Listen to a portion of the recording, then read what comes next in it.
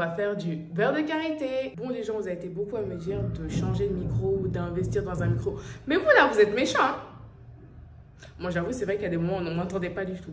Du coup, l'homme a acheté un chic micro. Vous savez, j'ai acheté à combien? 199 €. Ça fait 200 €. L'homme a investi, hein. Donc là, j'ai pris les vraies choses.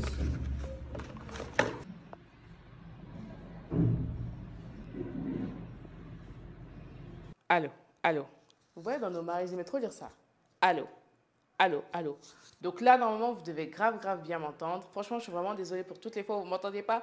L'homme fait son possible, mais c'est un peu compliqué. Aujourd'hui, comme je vous l'ai dit, on va au village pour aller faire du beurre de karité. C'est un moyen pour moi aussi de vous ramener dans mon monde. Pour ceux qui ne savent pas, j'ai une marque qui s'appelle Peloka Butter. Je fais fabriquer du beurre de karité ici au Mali que après j'exporte en France et à partir de là, j'envoie partout dans le monde. Mais avant de commencer, est-ce que vous savez le Mali est le combienième producteur de beurre de karité au monde?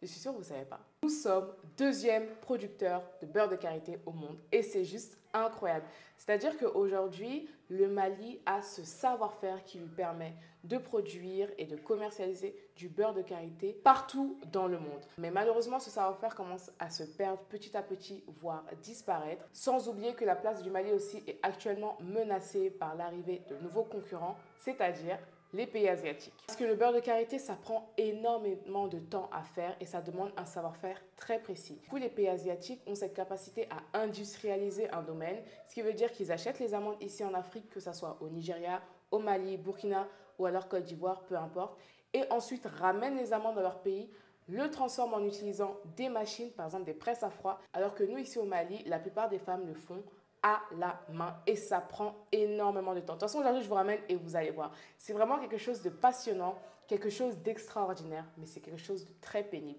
Et c'est pour ça que je respecte énormément ces femmes. Et moi, l'objectif de cette vidéo, c'est de vous montrer la méthode ancestrale de A à Z, c'est-à-dire sans l'intervention des machines. On a au moins tous une fois utilisé du beurre de karité, mais on ne sait pas comment ça se fait. Et ce qui est trop bien, c'est que si vous venez au Mali, on va pouvoir vous proposer des activités de fabrication de beurre de karité, ce qui va vous permettre vraiment d'apprendre et de rentrer directement dans le monde de ces femmes qui le font depuis des années, voire des siècles et des siècles.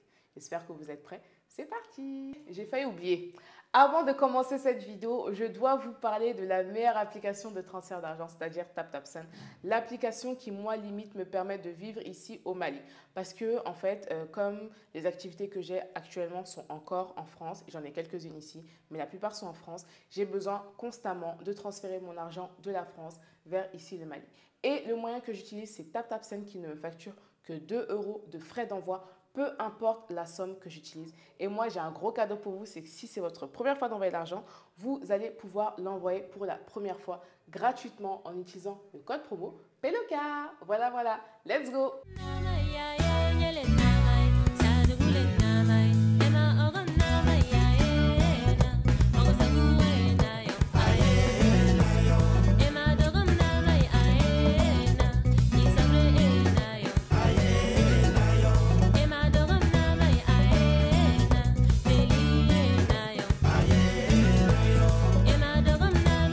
Il faut savoir que la fabrication du beurre de karité prend environ une semaine. C'est des étapes super lourdes et importantes. Première étape, c'est qu'on va aller ramasser les fruits de karité pour récupérer les amandes et faire du beurre de karité. Du coup, direction avec mes nouvelles copines et on y va. Térémso mondial. Térémso sur Rabat.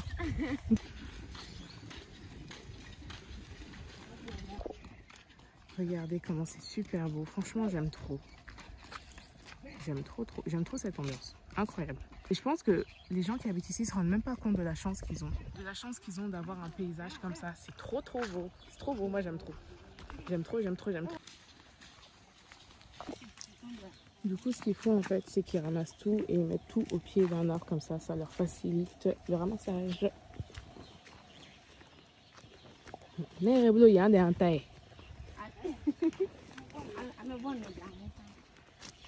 Les gens, vous voyez tout ça? Tout ça, c'est des arbres à karité. En fait, c'est juste incroyable le potentiel que le Mali a en termes de production et de transformation du beurre de karité. On ramasse que les fruits tombés de l'arbre. En effet, pour faire un bon beurre de karité, il faut absolument attendre que le fruit tombe de son arbre, c'est-à-dire qu'il atteigne sa maturité. C'est une étape très difficile parce qu'à chaque fois, tu dois te baisser pour ramasser les fruits par terre et ensuite remplir ton seau et le ramener à la maison. Mais quand j'étais à côté d'elle, j'avais l'impression qu'elle ne ressentait pas du tout la douleur. Au contraire, c'était une partie de plaisir parce que c'était à ce moment-là où elle pouvait un peu s'éloigner du village, parler entre elles et échanger leurs secrets.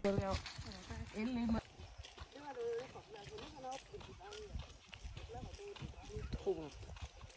Le ramassage des fruits est fait plusieurs fois par jour par les mamans, les filles et les jeunes filles.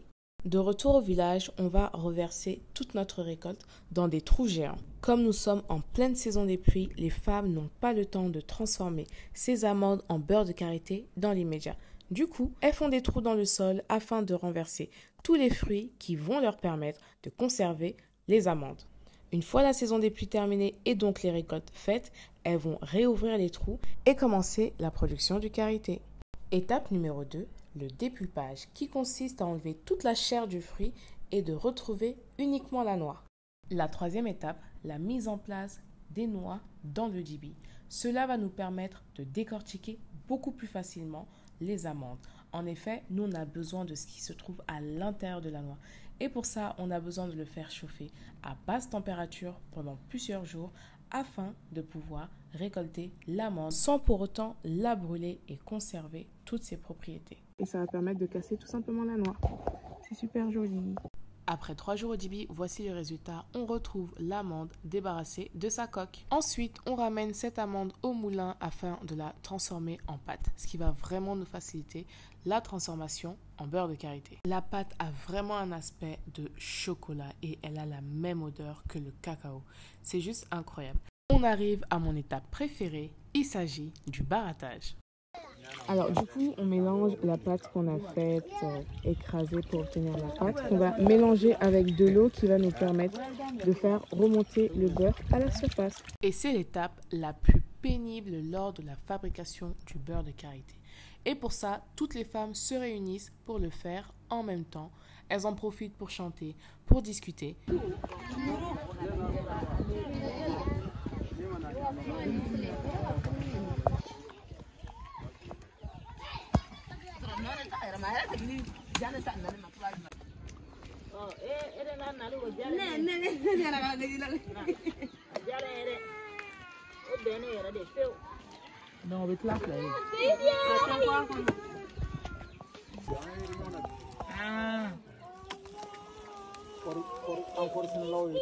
Pour monter la matière grasse plus rapidement, on va y incorporer du beurre de karité déjà prêt. En effet, le barattage prend environ 1 à 2 heures de temps et c'est extrêmement difficile et pénible pour le dos.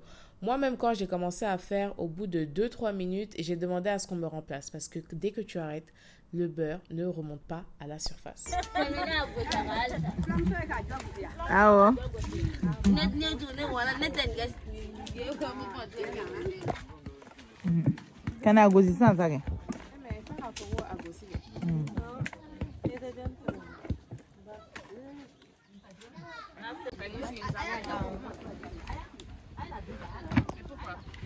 elle est mise ici. C'est qui a dit que tu vas t'asseoir.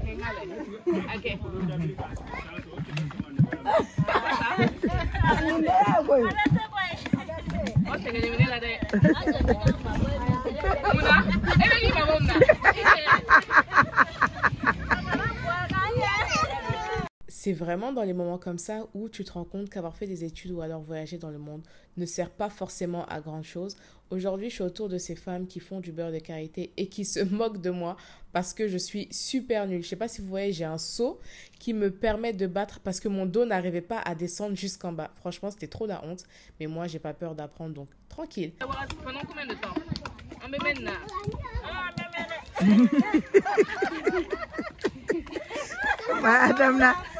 Madame n'a pas qu'à me mener.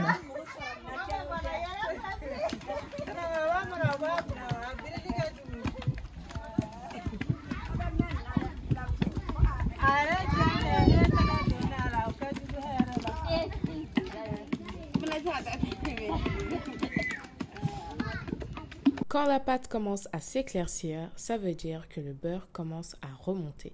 Mais pour ça, il faut vraiment battre très longtemps. Moi, j'étais déjà fatiguée, du coup, j'ai abandonné. J'ai donné le relais à maman.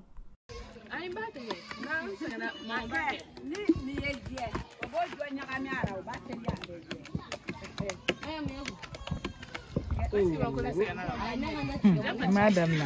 Ah ouais. T'as même pas encore commencé. Dis qu'elle est déjà fatiguée. Quand madame n'a pas.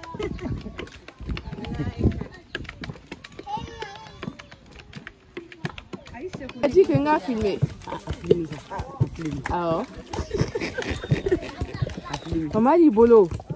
Bolo que tu là. C'est pas comme moi, hein.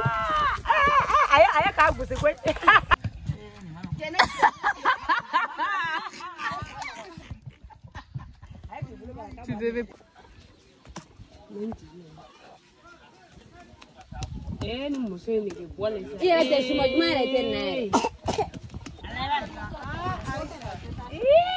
Donc là, vous voyez qu'en fait, c'est toute la matière grasse qui est remontée à la surface que voici. Et en fait, cette matière grasse, elle sera rincée plusieurs fois afin de lui donner un aspect tout blanc.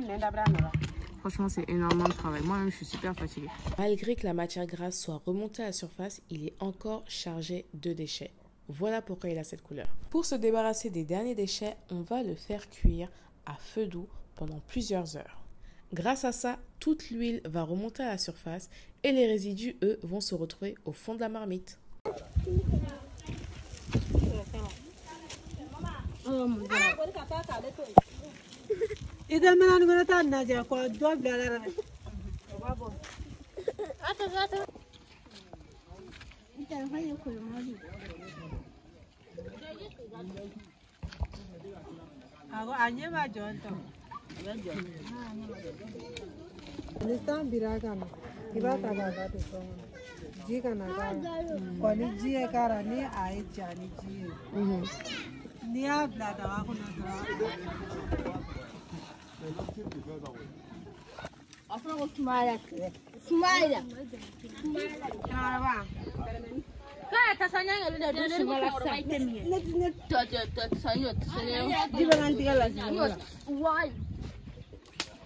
Du coup, voici à quoi ça ressemble. Vous voyez que l'huile est bien remontée à la surface et que du coup, tous les déchets se trouvent en bas.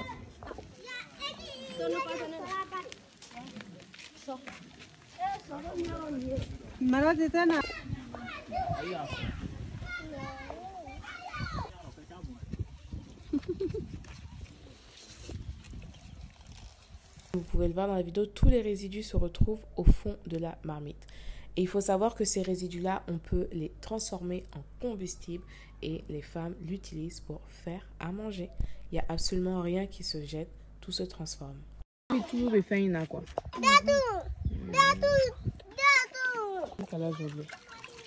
coup, là, il vient de rajouter de l'eau et on va encore laisser cuire afin de pouvoir extraire toute l'huile.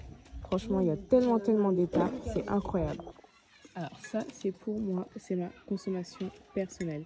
Du coup, en fait, il faut attendre une journée afin que ça puisse prendre forme. Mais regardez ce que mon tonton m'a offert. Merci. Fungab la fin de la wala saramo.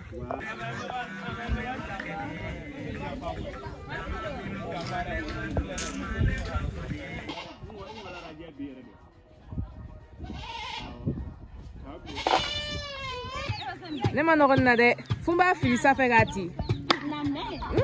Ayi.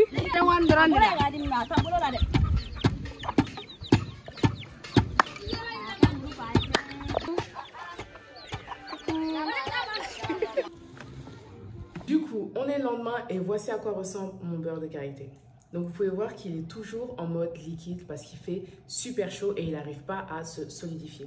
Du coup, ce qu'on va faire, c'est que là, ce qui est trop bien, c'est qu'il a plu.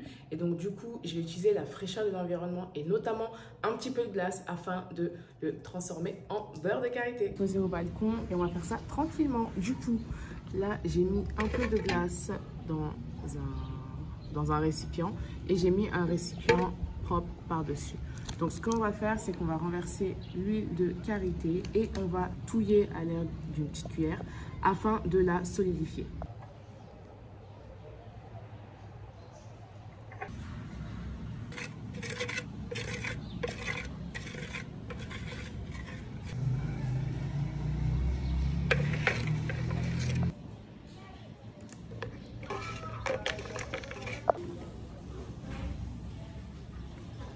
Alors là, on a presque la bonne texture, mais c'est encore un petit peu trop liquide. Du coup, on va continuer à mélanger lentement et après, on va le mettre en pot. Du coup, les gens, là, j'ai la texture parfaite. Du coup, il faut que je l'enlève sur la glace, sinon ça va encore plus durcir. Et nous, ce qu'on veut, c'est vraiment avoir une texture vraiment très onctueuse. Et regardez, waouh, incroyable. Ce que je vais faire, c'est que je vais mettre dans une calebasse. Là, j'ai une calebasse et ça va me permettre de pouvoir l'utiliser.